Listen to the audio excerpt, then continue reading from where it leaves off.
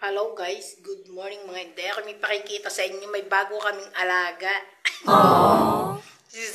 Pangalan ay si Zimba. Alam nyo na pag si Zimba? What? So, eto yan. Okay. Punta ko dun sa email. Confirm. Ano na nga, punta na nga sa email. Ayan o. Confirm ko na ha. Nang ano pa o, si Zimba. Pumunta na ako sa email ko. Sa email mo. Lion o. Oh. Kayo na po ang humusga kung siya ay buhay. Oh my God. Come. Ha?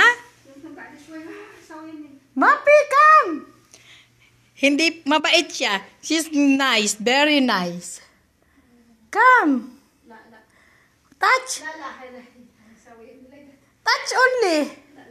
Wow. Natatakot siya. Mapi. Come, hold my hands. Come. Natatakot siya sa aming lion. Shubana! Very nice. Bilis! Ana! Bilis, Ana! Mapi! Shubana! Lalala! Okay, yala, oh. Come! Akala niya siya, he's very nice. Nice. Oh, naanggo siya. Hold, hada. Jesus.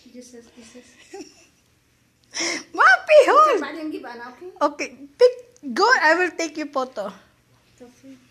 Go! Okay. Natatakot siya. Yala. Okay.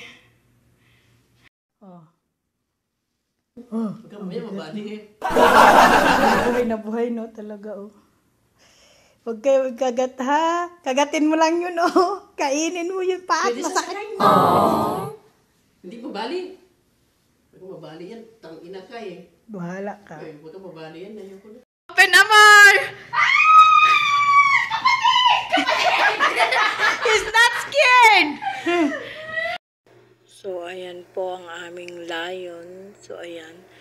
Yung titingnan ay talagang tunay na tunay siya. Ay kahit hanggang ngayon po talaga ay ako hindi pa rin makapaniwala. Talagang ako'y naiilang pa rin, natatakot pa rin akong lumapit. Kahit ako'y araw-araw na naglilinis na diyan. Itingnan nyo naman at tunay na tunay ang balahibo po niya, ang kanyang buntot ay talagang kung ano pong tinantunay ng lion ay lion po talaga siya. Kagalang po talagang gumawa ng mga tao. Totoo po talaga siya, preserve lang siya para maging ganyan, matigas siya. Talagang nakakagulat pa rin po hanggang ngayon. So ayan po ang bago naming alaga. Maraming salamat, sana kayo nag-enjoy. Bye-bye.